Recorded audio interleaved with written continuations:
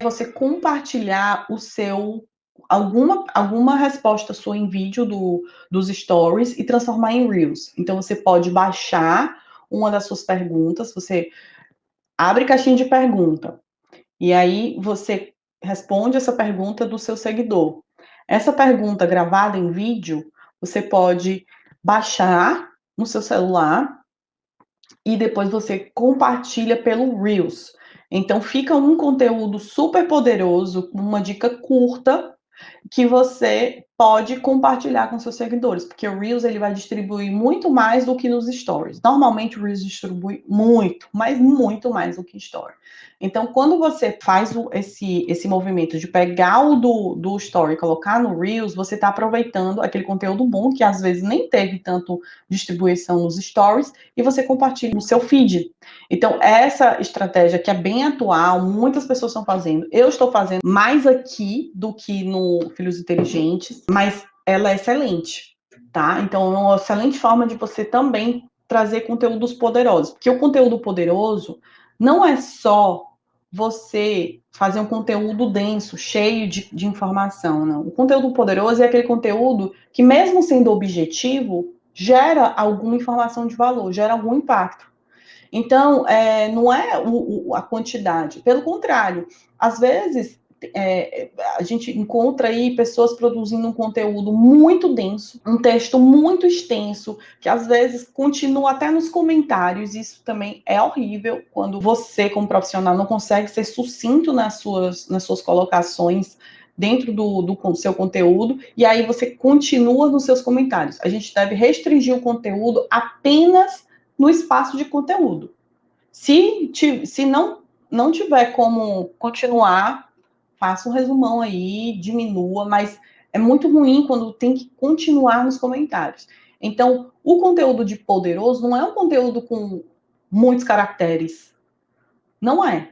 É um conteúdo que você dê valor, agregue, que a pessoa leia e saia dali com alguma informação útil, tanto para praticar ou para tirar, né, alguma curiosidade dessa pessoa, ou para você, né, ou para essa pessoa sair com algo que ela possa fazer, né, realizar.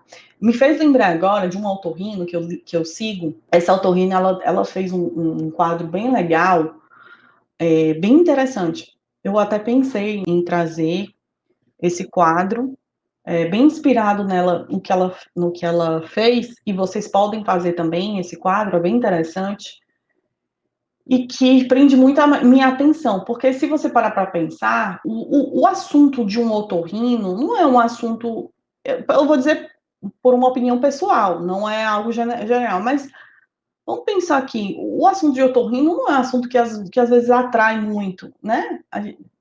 Saúde dos nossas vias aéreas, nariz, garganta, ouvido. A gente normalmente se atrai para algumas outras áreas da medicina, né? Às vezes áreas que tem uma link mais com estética, ou se você está querendo engravidar e você segue um obstetra, mas o otorrino, eu acho que essa profissional, ela deu uma excelente forma aí de atrair essa atenção. O que foi que ela fez? Uma estratégia excelente e que produz um conteúdo extremamente poderoso.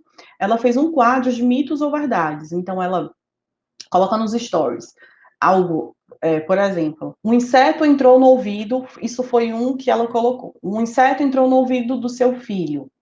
Você deve ou não colocar óleo de cozinha. Aí, essa mito ou verdade, todo mundo volta. Sim, não. Gera uma curiosidade, né? E também é um conteúdo útil.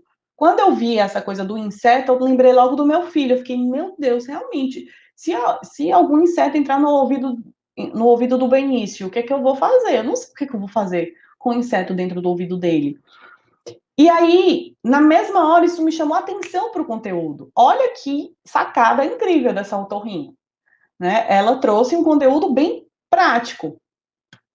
E aí eu fiquei na expectativa da resposta. E aí ela responde esse mito ou verdade em vídeo. Então ela faz um videozinho, coloca no feed, aí ela fala, ó, respondendo mito ou verdade. Fantástico esse quadro. Respondendo mito ou verdade. Colocar ou não óleo no ouvido da criança. E aí ela responde que sim, que a gente pode colocar óleo de coco, óleo de cozinha. Eu não sabia disso. Eu não sabia disso. E eu fiquei surpresa, porque eu nem imaginava. Inclusive, a votação era completamente contrária. Então, para vocês perceberem que é um conteúdo curto, mas de valor. É um conteúdo que gera impacto, você fica curioso para saber, e ao mesmo tempo, quando eu vi, eu falei, nossa, que incrível, eu até estou pensando em colocar em prática, e aí eu estou compartilhando essa dica para vocês, que vocês podem fazer também, né? Pode fazer um mito ou verdade, e aí colocar do mesmo formato dessa otorrino.